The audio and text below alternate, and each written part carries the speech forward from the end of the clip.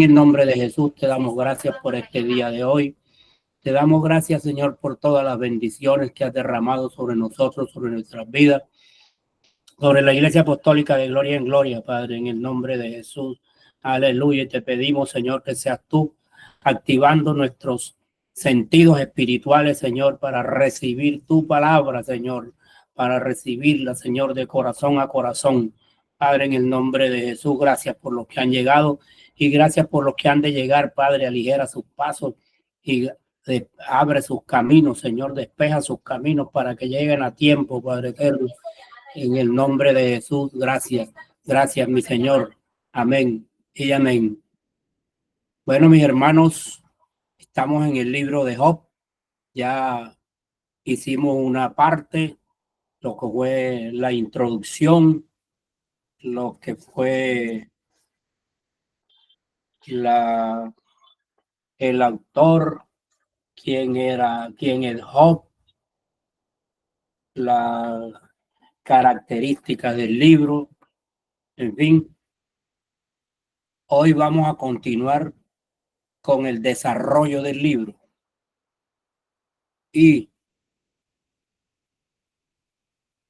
continuando con el desarrollo, podemos decir que se pasa nuevamente a la narración de otra escena celestial.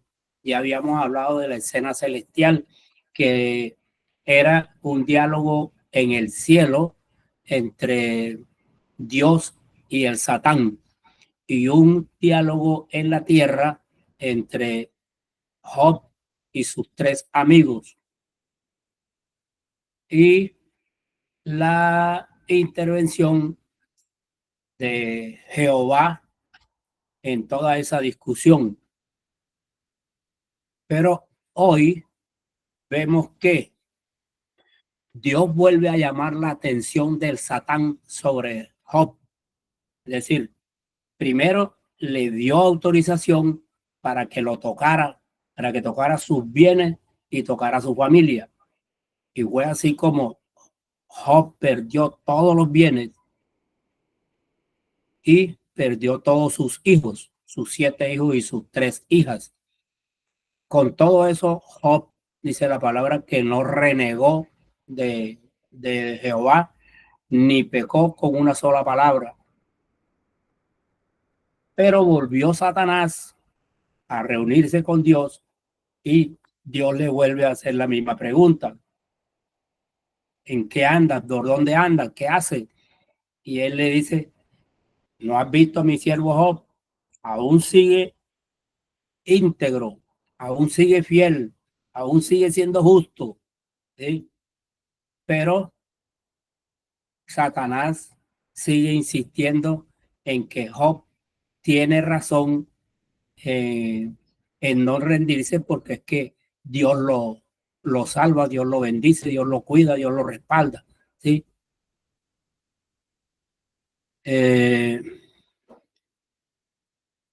Entonces, Dios vuelve a llamar la atención de Job, pero o sea, Satanás, alega de que el siervo de Dios, o sea, Job, no había blasfemado contra Dios porque no le había tocado su propia persona.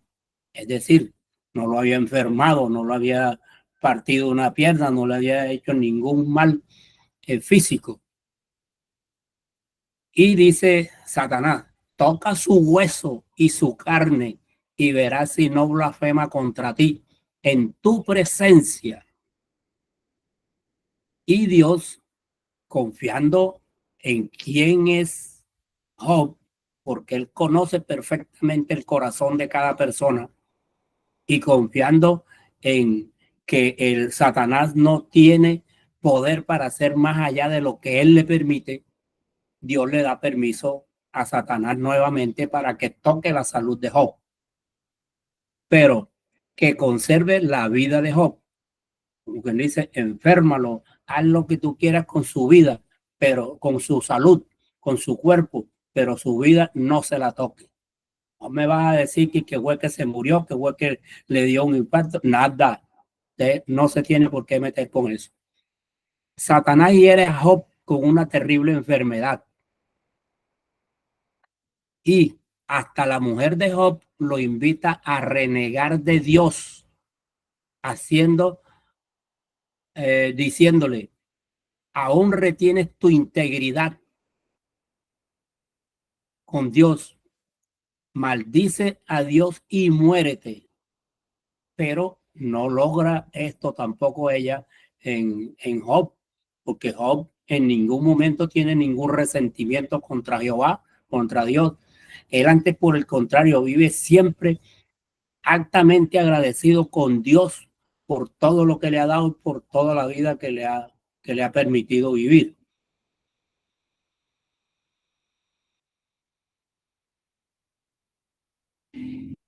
Pero en esa enfermedad de Job llegan tres amigos a visitarlo, que son Elifaz, el temanita, Bildad, el subatita, y Sofar, perdón, el naamatita.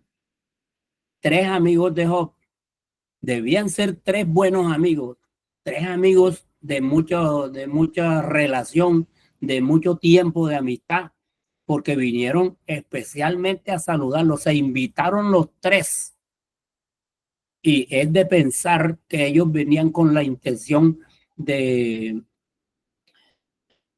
de ayudarlo a pasar su mal rato.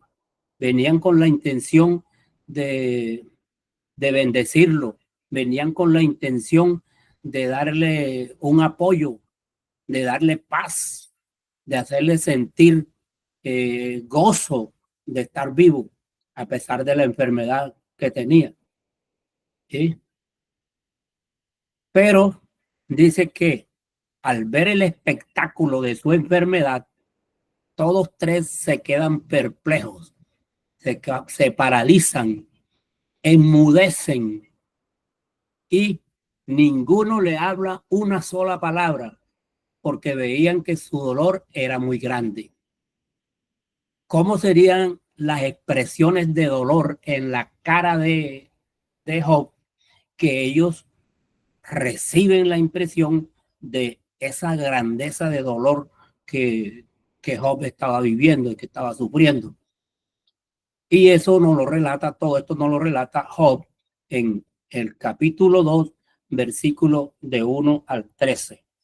Vamos a ver qué nos dice para hacer. Y dice 2:1. Otra vez sucedió cierto día que vinieron los hijos de Dios para presentarse delante del Señor. Y Satanás vino también entre ellos a presentarse él también delante del Señor. Satanás, como siempre, metido en todas partes, metiendo sus patas donde no cabe, todavía se creía hacerse pasar por hijo de Dios, ¿sí? Y se presenta allí también. Lamentablemente, Satanás siempre viene a donde no lo llaman. Y dijo el Señor a Satanás, ¿de dónde viene? Y Satanás respondió al Señor diciendo, de correr la tierra y andar por ella. Y el Señor le dijo a Satanás, no has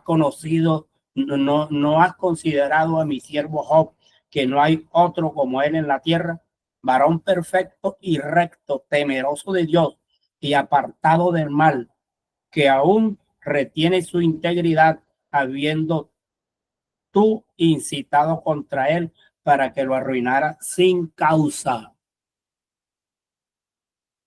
El Señor le recuerda a Satanás que Job no hizo lo que Satanás esperaba que hiciera, ¿sí? O lo que dijo que iba a hacer, que iba a blasfemar delante de la presencia de Dios si Dios le quitaba los bienes y la familia. Pero nada de eso sucedió. Y respondió Satanás y dijo al Señor, piel por piel, todo lo que el hombre tiene dará por su vida. Mientras esto es cierto para la mayoría, efectivamente no es cierto con todos, como no lo fue cierto con Job. Con Job no se hizo realidad ese dicho. Pero entiende ahora extiende ahora tu mano y toca su hueso y su carne y verás si no maldice en tu misma cara, en tu misma presencia. La prueba que propone Satanás en este momento es bastante profunda, es bastante clara, es bastante contundente, pero Dios sabía quién era Job. Dios tenía su confianza en la piedad de Job, en la prudencia de Job. Y versículo 6, y el Señor dijo a Satanás, he aquí, él está en tus manos, pero respeta su vida. Otra vez el Señor fija los límites. La salud de Job no puede ser afectada de manera severa, pero puede ser afectada de manera severa, pero Satanás no puede quitarle la vida a Job. Una vez más, declaramos, todo esto muestra que Satanás puede hacer lo que el Señor le permite que haga. De ahí no puede pasar porque él no tiene ningún poder por encima del poder de Dios. Aleluya. Versículo 7. Y salió Satanás de delante del Señor e hirió a Job con una maligna sarna desde la planta de sus pies hasta la coronilla de la cabeza. Dicho de otra manera, se cree que esta enfermedad era una elefantiasis, que es una forma de lepra enormemente desarrollada, y mientras es una enfermedad no contagiosa, es extremadamente dolorosa. Se origina de ciertas hinchazones ardientes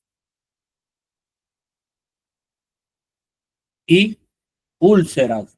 Por lo general, ataca solamente ciertas partes del cuerpo. Por eso vemos en las diapositivas que Job tenía sus ulceraciones, sus llagas, más que todo de la cintura hacia arriba. Gloria a Dios. Versículo 8. Tomaba un tiesto de olla para rascarse con él y estaba sentado en medio de ceniza. Se dice que las llagas emitían un fluido maloliente, repulsivo, y como dijimos, se rascaba con un tiesto de olla porque era muy fuerte la rasquiña que le producía esa, esa, esa hinchazón, esa especie como de lepra, digo yo. Y aparece la esposa de Job. La esposa de Job aparece aquí y uno se imagina que ella era el mayor consuelo que Job tenía. Era quien mejor lo ayudaba a pasar sus dolencias y sus malos ratos. Pero le dice en el versículo 9, su mujer, aún retienes tu integridad, maldice a Dios y muérete. En esencia, la esposa de Job dijo, ¿por qué retienes tu confesión religiosa? Tira a un lado ese Dios idolátrico. No hay eternidad, no te pongas a pensar en eso. No necesitas temer que vas a morir. No hay nada más allá de la muerte. Esa religión de Abel, de Noé, de Abraham, es un puro cuento de hadas, lo que decíamos el lunes. Mucha gente hoy en día piensa que después de esta vida ya no hay nada más, que no hay infierno, que no hay cielo, que no hay una segunda vida, que no hay una resurrección, que no hay nada, sino que somos como los animales, nos morimos y hasta ahí llegamos. Pero todos los que estamos aquí sabemos que eso no es así. Sabemos que hay un Dios que nos permite salvarnos o también condenarnos. Todo es una decisión nuestra. Y llegan los tres amigos de Job, los tres amigos que son Elifaz, el temanita, Bildad, suita, Zophar, el mamatita, tres amigos de Job.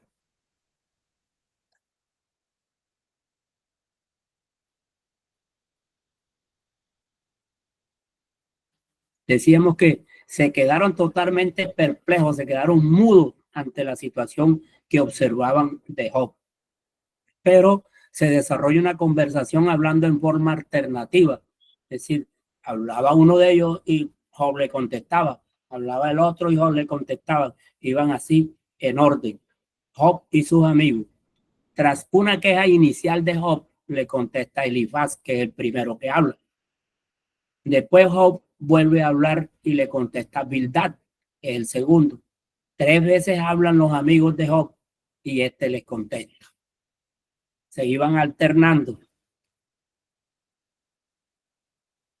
Elifaz, el temanita, Bildad el suita, Zofar el manita, 3 amigos de Job.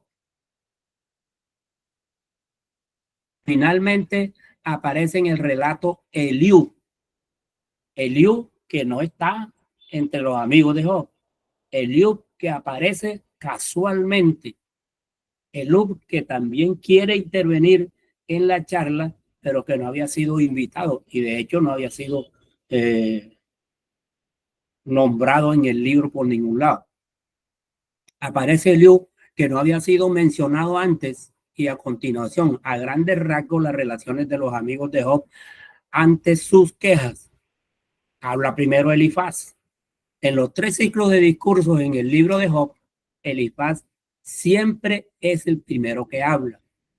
Como sus compañeros, asimismo, esgrime el punto de vista tradicional, lo que todo mundo cree, de que el sufrimiento es siempre una consecuencia del pecado cometido e intenta defender a Dios.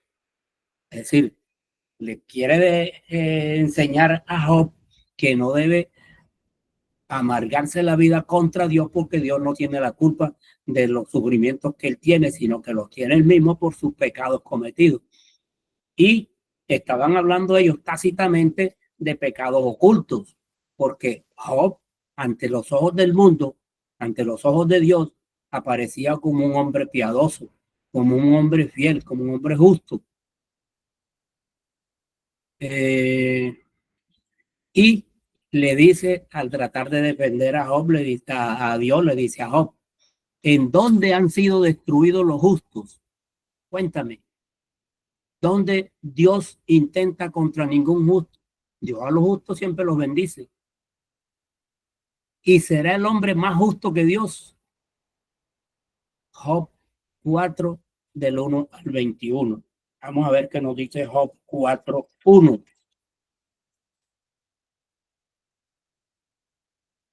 Job 4, 1 dice, y respondió Elifaz y dijo, si probáremos a hablarte, te será molesto, pero ¿quién podrá detener las palabras? He aquí, tú enseñabas a muchos y fortalecías las manos caídas. Al que tropezaba, tus palabras le sostenían y esforzaban las rodillas que decaían. Pero ahora que el mal te ha venido sobre ti, te es duro y cuando ha llegado hasta ti, te turbas.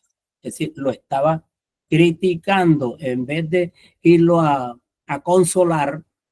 Cuando llegan allá, lo que hace es que lo critican, lo juzgan, lo condenan, porque ellos no entienden la situación de Job y no la pueden entender porque ellos no tienen la misma espiritualidad de Job, por lo que se ve en la actuación de ellos.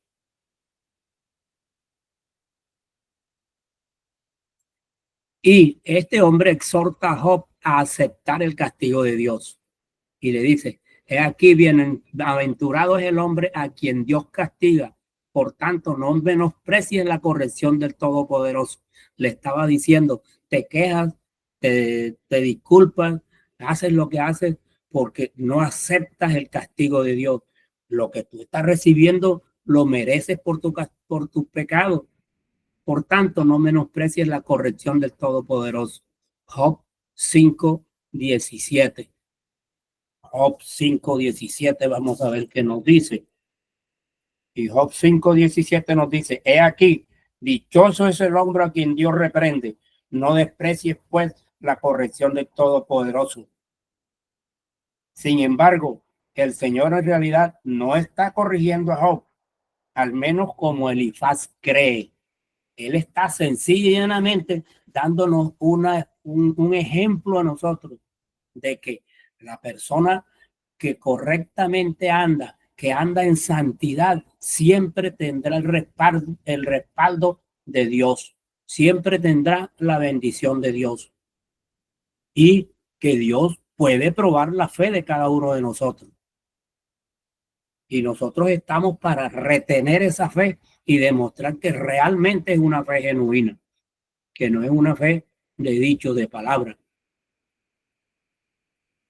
Cuando Elifaz habla por segunda vez, amonesta a Job y le dice: ¿qué cosa es el hombre para que sea limpio y para que se justifique el nacido de mujer?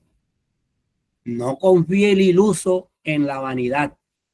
Job 15:14 le está diciendo: tú te estás creyendo más que Dios. Tú te estás creyendo de pronto no más, pero sí igual a Dios. Pero ¿quién es el hombre para que se crea limpio? Sucios somos todos, no hay limpio uno solo, le quería decir Elifaz. ¿Y quién es el hombre para que se justifique el nacido de mujer? No confíe el iluso en su vanidad. Todo es vanidad, como dijo el profeta. Vanidad de vanidad, todo es vanidad. Zacarías, ¿cómo no? Bueno, me olvida el nombre ahora. Elifaz, en la tercera ocasión que interviene, hace defensa de Dios y su justicia. Están tan equivocados que ellos creen que son capaces de defender a Dios, que son capaces de defender la actuación de Dios. O sea, ellos son tan puros como Dios, por eso se atreven a defender a Dios. Y le dice: ¿traerá el hombre provecho a Dios? Como quien dice, ¿tú qué te crees? Que es que tú le haces el favor a Dios de estar vivo. Dios no te ha matado por pura misericordia, pero tú lo que mereces es eso. De cosas te encontramos vivo. Job 22:2. Job 22:2. Aleluya. Dice la palabra: ¿traerá el hombre provecho a Dios para que el sabio sea provechoso a sí mismo? Elifaz, molesto por la introducción de hechos inconvenientes, ahora con abuso, y mientras que un don primero discurso solamente insinuaba la supuesta conducta inicua de Job. Ahí está el consuelo que le fueron a dar. Puro reproche, pura condenación, puro nada.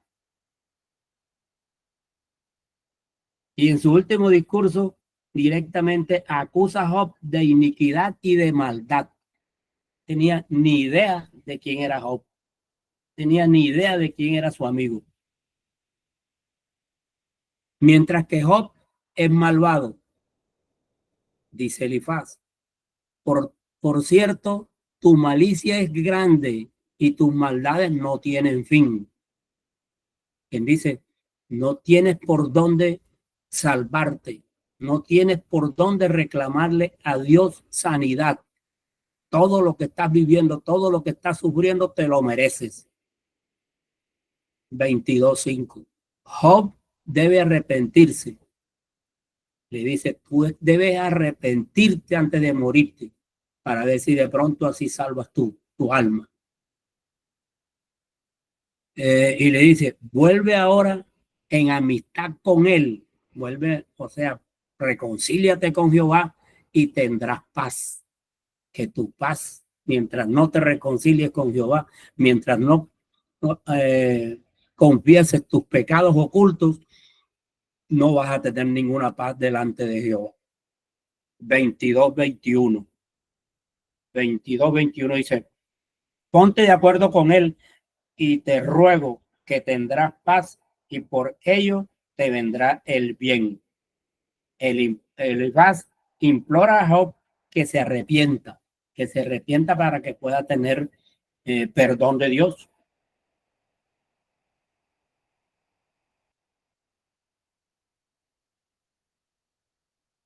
Bildad, buscando la explicación para los sufrimientos de Job, Bildad habla en 3 ocasiones.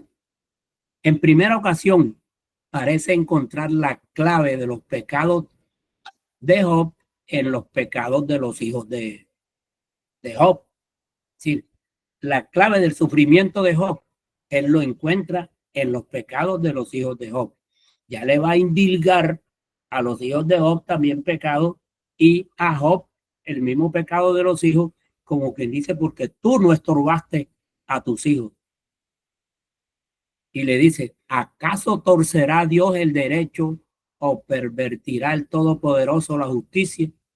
No, Dios es justo. No le eches culpa a Dios. Nuevamente le insinúa que lo que está sufriendo es consecuencia de sus propios pecados y de los pecados de los hijos ahora en este caso. Si tus hijos pecaron contra él, o sea, contra Dios, él los echó en el lugar de los pecados. Job 8, 3 al 4. Job 8, del 3 al 4. Aleluya.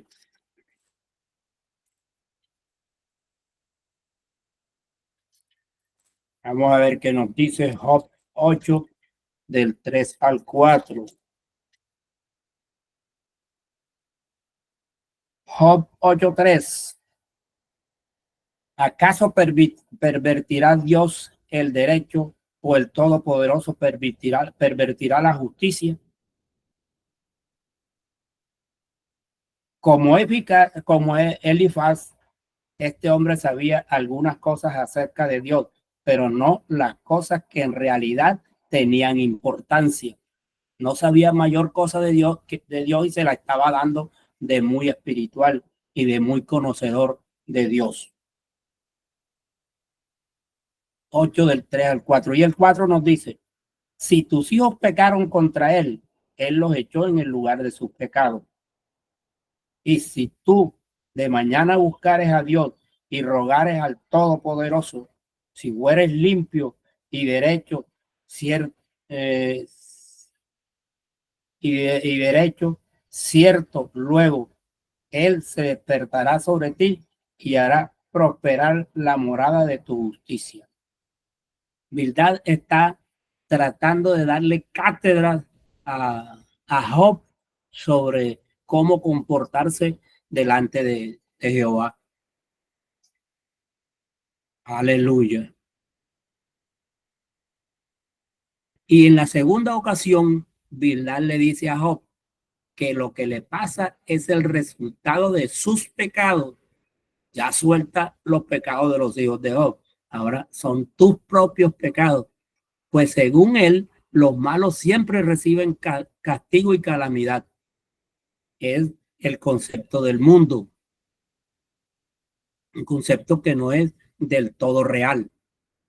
Ciertamente, la luz de los impíos será apagada.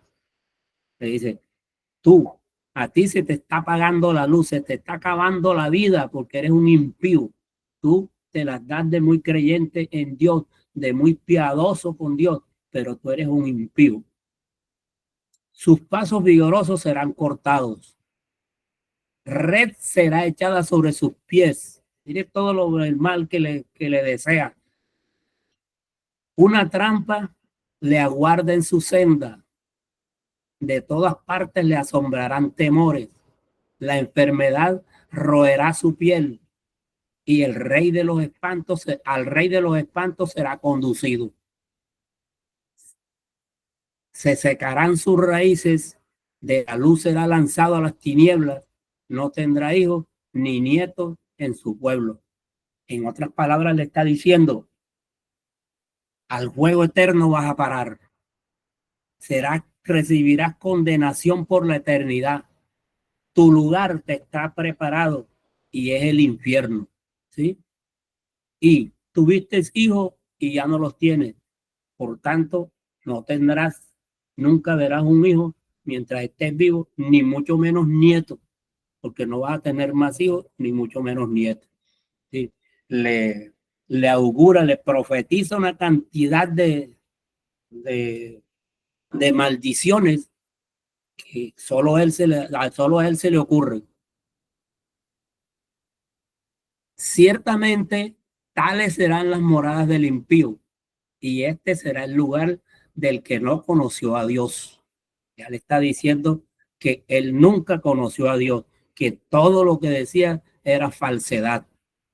Cuando por lo que están diciendo los que no conocen a Dios son ellos. ¿Sí? Job 18 del 1 al 21.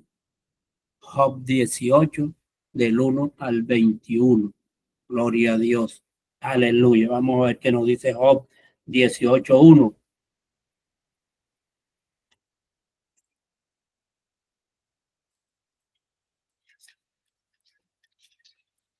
Job 18. Y respondió Bildad subita y dijo: ¿cuándo pondréis fin a las palabras? Entended y después hablemos. En otras palabras, lo que tú dices no tiene importancia alguna y lo que nosotros expresamos es lo único que aquí se habla con sabiduría. Eran unos sabios en el conocimiento de Dios según ellos. Porque somos tenidos por bestias y en vuestros ojos somos viles. Job no había dicho que estos amigos eran viles. Por tanto, ellos tergiversan todo lo que Job había dicho. Pero así era como actuaban ellos. Le aparentaban a Job amistad y con todo eso lo que hacían era juzgarlo y condenarlo. En la tercera ocasión, Bildad habla de la insignificancia de Job ante la grandeza de Dios. Sigue todavía ridiculizando a Job. Sigue todavía minimizando la persona y la vida piadosa de Job. Y le dice: el señorío y temor están con él. Es decir, Dios es todo un señor. Dios, ante Dios hay que tener temor, pero tú eso no lo has tenido. Tienes sus ejércitos números, es decir, Dios es el rey de todos los ejércitos y él tiene ejércitos por todo el mundo, por donde él quiera. Sobre quién no está su luz. Sobre todo el mundo está la luz de Dios. Solamente sobre ti no está porque tú eres demasiadamente malo, te has comportado muy mal y has vivido todo el tiempo de la apariencia. ¿Sí? Cualquier cosa que uno se imagine interpretando esas palabras de los amigos de Job queda pequeñito para lo que ellos le querían significar a Job. ¿Cómo pues se justificará el hombre para con Dios? Ni las estrellas son limpias delante de sus ojos, cuanto menos el hombre que es un gusano. Job 25 del 1 al 6. Job 25 del 1 al 6. Aleluya.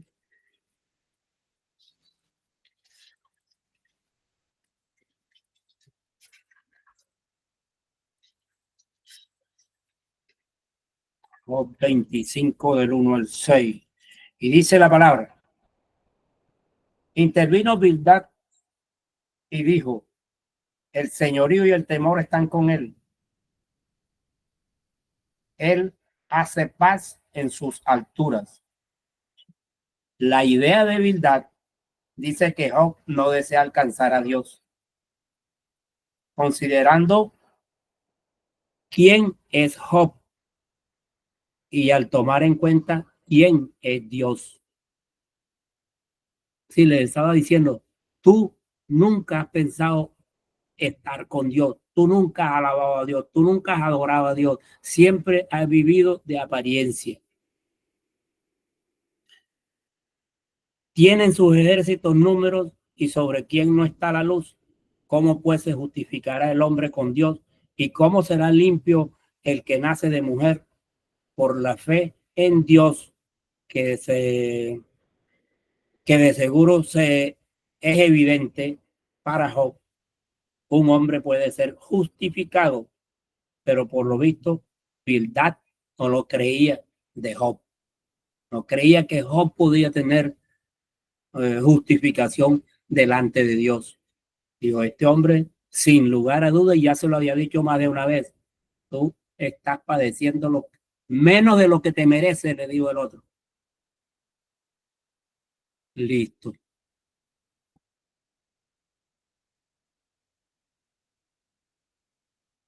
(25) del 1 al 6. He aquí, aún ni la misma luna será resplandeciente, ni las estrellas son limpias delante de sus ojos. 6. Cuanto menos el hombre, que es un gusano, y el hijo del hombre también gusano. Estoy seguro que Job entendió esto. Se refiere a Bildad como gusano. Gloria, aleluya. Job 25 del 1 al 6.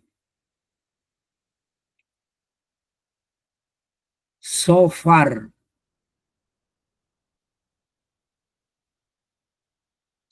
en sus dos discursos acusa a Job de hipocresía y maldad. No solamente ya lo llevan en el plano de hipócrita, sino de malo contra Cristo y de malo de contra Jehová y de malo contra la misma humanidad, contra sus mismas familias, contra sus mismos amigos, contra sus mismos servidores ahí en la finca. De hipocresía y maldad. En el primero dice, Dios te ha castigado menos de lo que tu iniquidad merece. Job 16:1. Y le exhorta al arrepentimiento cuando le dice, si tú pusieres tu corazón y entendieres a él tu mano. Job del 11:13. Job 11:6. Vamos a ver qué nos dice Job 11:6.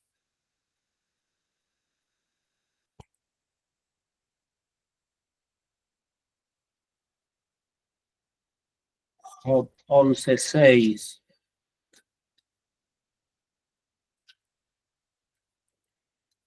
Dice,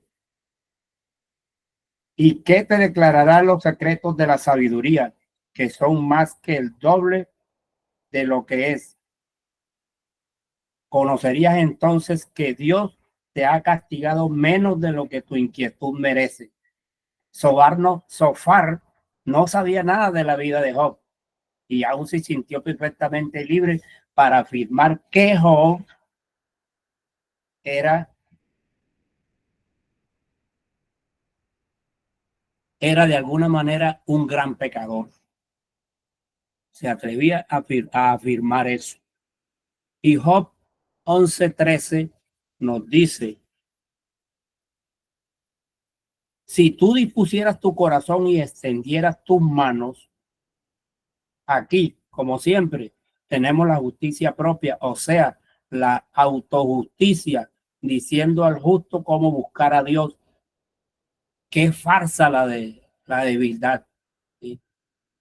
No es la justicia de Dios, no viene a uno porque uno levante las manos a Dios, ni porque uno quiera recibirla, sino porque uno se comporte conforme a la palabra de Dios, porque uno viva la palabra de Dios. En la segunda oportunidad, Sofar acude a lo que él llama la experiencia. O sea, desde lo que fue puesto el hombre sobre la tierra, según la cual la alegría de los malos es breve y el gozo de los impíos es un momento. 20 del 4 al 5. 20 del 4 al 5. 24 y 5 nos dice, no sabes esto, que fue siempre desde el tiempo que fue puesto el hombre sobre la tierra. Y 5, que la alegría de los impíos es breve y el gozo de los hipócritas por un momento.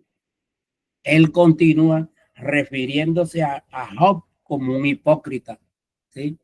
Como un malo delante de Dios, como un malo delante de Dios, porque Dios era quien lo conocía, pero aparentemente para ellos bueno delante de la gente, porque la gente no conocía el fondo de Job, ¿sí?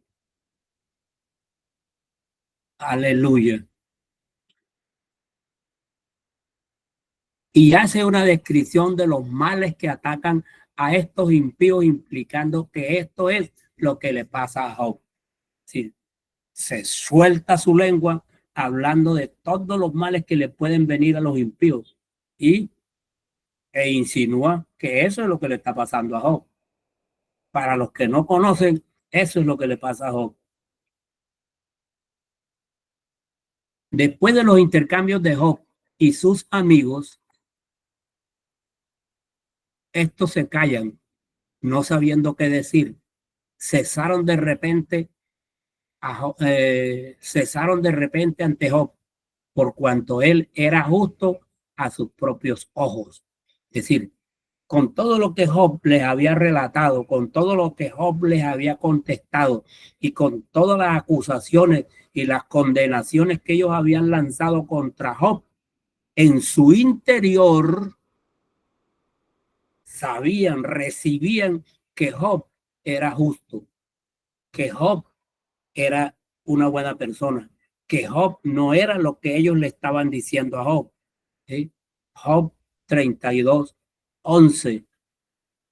Job 32:11.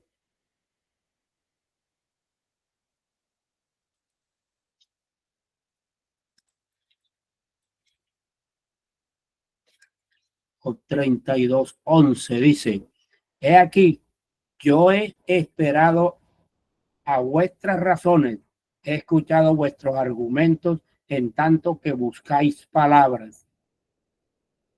A los tres amigos he escuchado todo lo que ustedes han dicho, dijo Job. No les contestó más nada, no les recriminó más nada, pero él sabía que ya ellos estaban entendiendo quién era Job en realidad.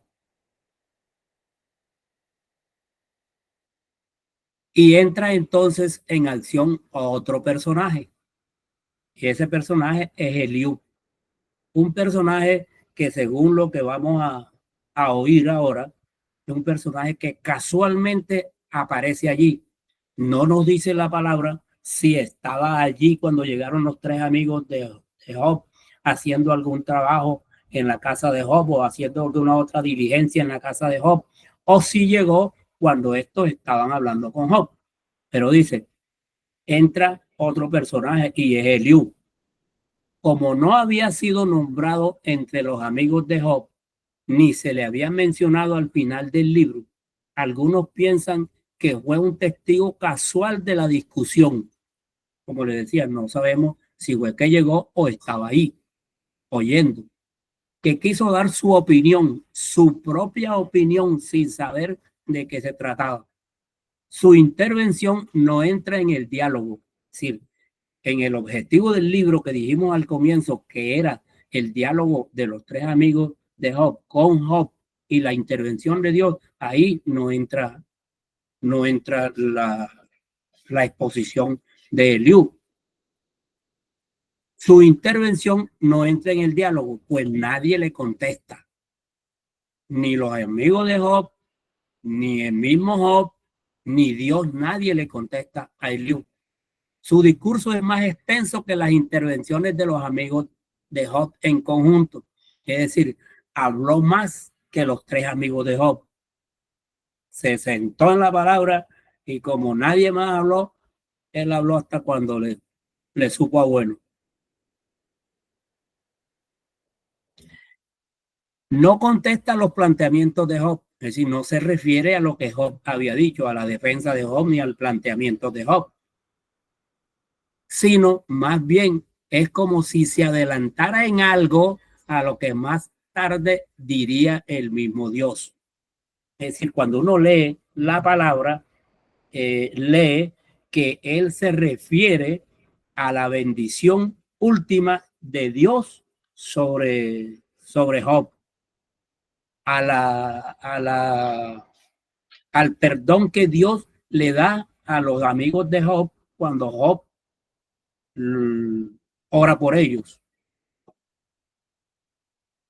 Este hombre, Eliú, en su intervención es difuso, es muy reiterativo, repite mucho lo que dice.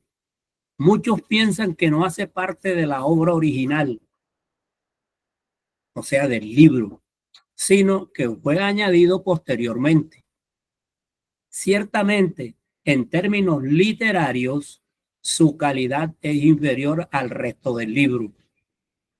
Antes de iniciar la clase de hoy, hablaba con uno de los alumnos y yo le decía, ¿se leyó el libro? Sí, me lo leí. Y le cogió el gusto literario al libro porque realmente es una verdadera obra literaria. ¿Sí? Pero aquí nos está diciendo con relación a Eliú que en términos literarios la intervención de Eliú no tiene ninguna calidad parecida al resto del libro. Y nos dice además que Eliú acosa a Job de haber dicho, yo soy impío y sin defecto. Oiga eso, oiga esa acusación, que Job dijo, yo soy impío y sin defecto, soy inocente y no hay maldad en mí. Job 33:9. Pero la verdad es que Job no había dicho eso. Job dijo, si yo me justificare, me condenaría mi boca. Y si me dijere perfecto, esto me haría inicuo. Job 9:20.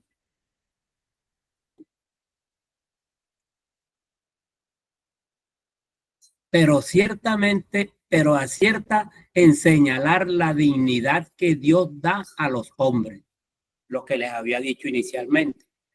Él acierta cuando se refiere en su intervención a que Dios le da dignidad a los hombres, que Dios tiene a los hombres como un ser especial sobre la tierra, que les enseña más que a las bestias de la tierra y les hace sabios más que las aves del cielo.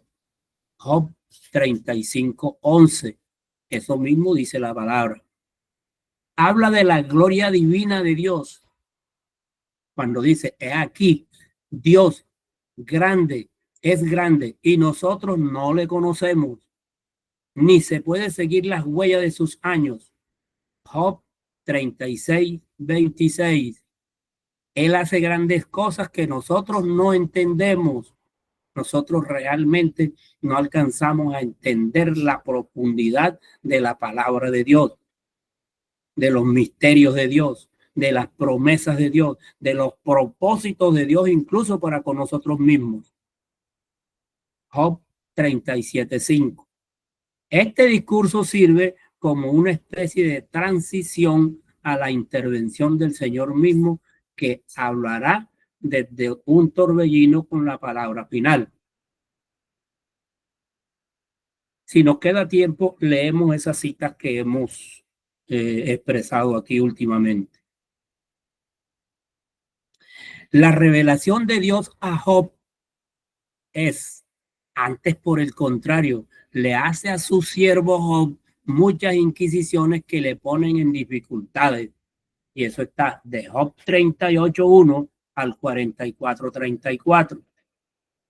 Es decir, Job le dice a Dios, le manifiesta a Dios todo su concepto sobre, Dios le manifiesta a Job todos sus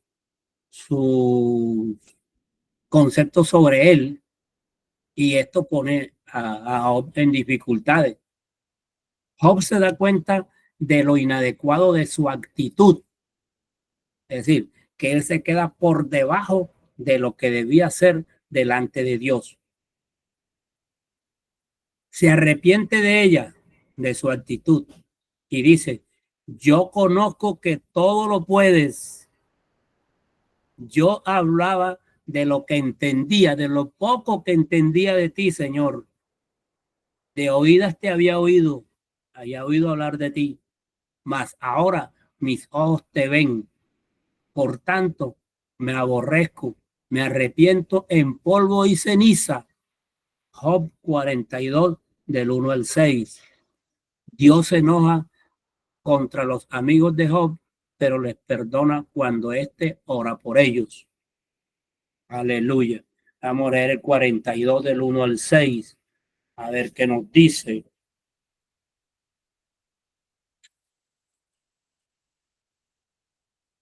42 del 1 al 6 nos dice.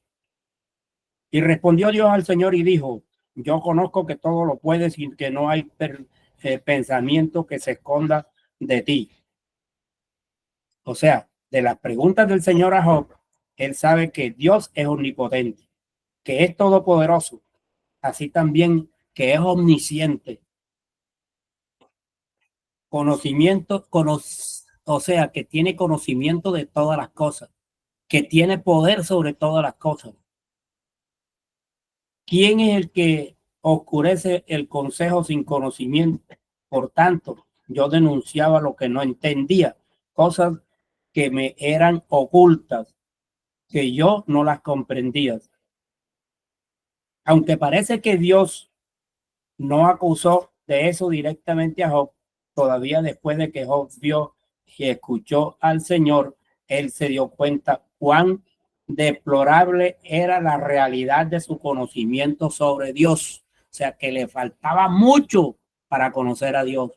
Eso le dijo, yo no te conozco. Oye, te ruego y hablaré, te preguntaré y tú me enseñarás.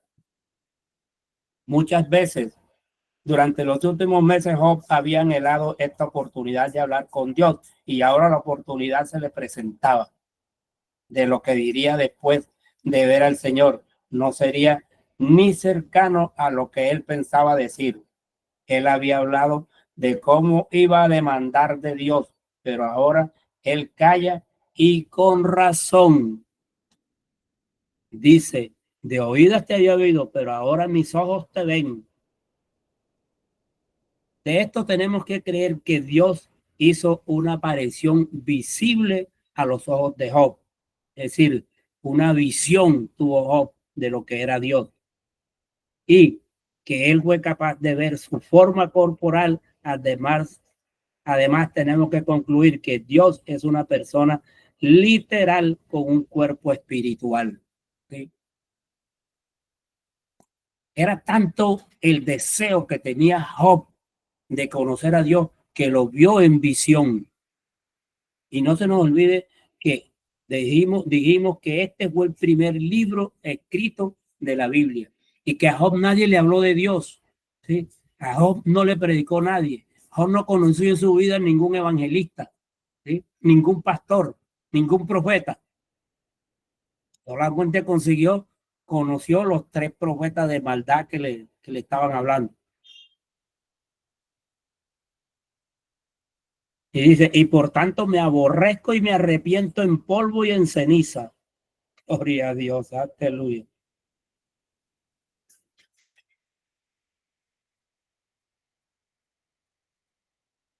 Dios se enoja contra los amigos de Job, pero les perdona cuando éste ora por ellos.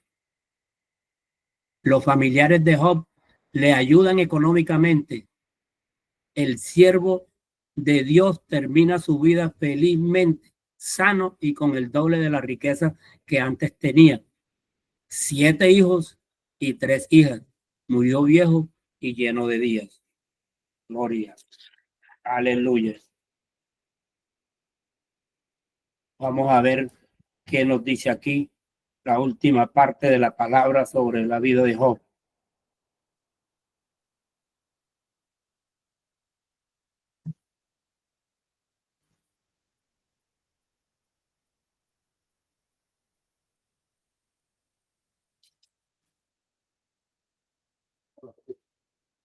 Job ora por sus amigos. Vamos a leer esta partecita aquí. Aconteció que después que habló el Señor esta palabra a Job, el Señor dijo a Elifaz, el temanita, mi ira se encendió contra ti y tus dos compañeros, pero el Señor completamente ignora a Eliú. O sea que Eliú definitivamente no estaba en el cuento de los amigos de Job, porque no habéis hablado por mí lo recto como mi siervo Job. Encontraremos que aunque el Señor había hablado bien de Job, todavía todos tenían que cambiar excepto Dios. Esta es la verdad culminante que todos tengan que entender y creer. No es Dios quien necesita cambiar, sino nosotros en el conocimiento de Dios. Ahora pues, tomaos 7 becerros y 7 carneros y andad a mi siervo Job y ofrecer holocausto por vosotros. Y mi siervo Job orará por vosotros, porque de cierto él atenderá para no trataros afrentosamente, por cuanto no habéis hablado por mí con rectitud como mi siervo Job. La respuesta para los 3 amigos de Job era el Calvario. Como el Calvario es la respuesta para todos. El número 7 habla de la ofrenda perfecta del Señor Jesucristo en el Calvario por la ofrenda de sí mismo. Aleluya. Fueron pues Elifaz, Temanita y Bildad y Zofar e hicieron como el Señor les dijo, y el Señor atendió a Job. El Señor aceptó la intercesión de Job a favor de los 3 amigos.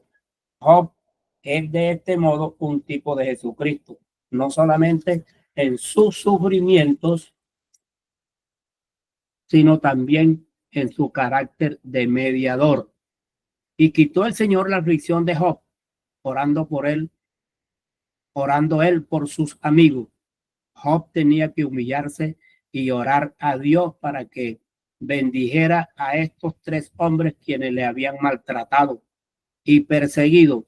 Y los 3 príncipes tenían que confesarse dignos de muerte y buscar el perdón de parte de Dios por medio de la sangre preciosa de Cristo, como predicho en el versículo 8, y la aceptación delante de Dios de la persona de Cristo como tipificada en el versículo 9, y aumentó al doble todas las cosas que habían sido de Job. 11. Y vinieron a él todas sus hermanas y todos sus hermanos y todos los que antes le habían conocido y conocieron con él y comieron con él pan en su casa y se compadecieron de él y lo consolaron, y todo aquel mal que sobre él había todo aquel mal que el Señor había traído, que había permitido venir sobre él. Y cada de ellos le dio una pieza de moneda y un zarcillo de oro. Todos aquellos que anteriormente habían hablado severamente de él cambiaron su modo de pensar, ya que Dios había apreciado la opinión pública es inconstante y siempre según la apariencia y circunstancias. Ahora ellos intentarán expiar sus actitudes condenatorias y de juicio al dar Job una ofrenda. Y bendijo el Señor posteriormente a Job más que su principio, porque tuvo 14,000 ovejas y 6,000 camellos, 1,000 yuntas de bueyes y 1,000 asnas. Todo por la bondad de Dios. El verdadero aborrecimiento del propio yo no viene por examinarse a sí mismo, sino por mirar fuera del yo hacia Jesús, tanto el perfeccionador como el autor de la fe. Job estuvo satisfecho consigo mismo hasta que él vio a Dios. Y yo, dice él, El yo es muy seductor del hombre, especialmente el yo religioso, y el examinarse a sí mismo es una ocupación interesante y por consiguiente se halla muy difícil de entender la elección de crucificarlo y encontrar que esa victoria se disfruta solamente cuando el yo es ignorado y Cristo es adorado. Y tuvo 7 hijos y 3 hijas. El Señor reemplazó lo que él había perdido y por mucho y con mucho más. Y llamó el nombre de una de ellas Paloma y el nombre de la segunda Canela y el nombre de la tercera Linda. Y no se hallaron mujeres tan hermosas como las hijas de Job en la tierra. Y les dio su padre herencia entre sus hermanos. Gloria a Dios. Aleluya. Y dice el versículo 17, que es el último. Y murió pues Job lleno de días. En efecto, el libro de Job revela la muerte del yo, la vida resucitada, la escuela de Dios, lo vacío del mundo, la felicidad, la justicia, lo propio, sobre todo y la plenitud de Cristo. Gloria a Dios. Hemos terminado con el análisis del libro de Job. La otra diapositiva. La otra diapositiva. Claro. Mis hermanos, de esta manera hemos terminado el análisis del libro de Job. Y para el lunes tenemos,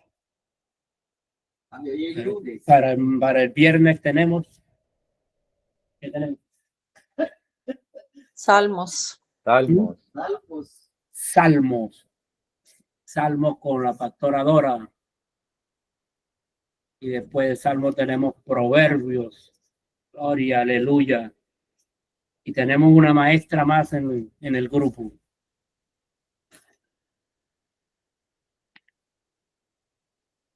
A mis hermanos, Dios les bendiga y Dios les guarde a todos. ¿Y qué? ¿Se fueron, güey? ¿O se durmieron? Estamos todos excelentes. ¿Pero no se durmieron? No, señor. No, no diga eso, pastor. Aquí estamos.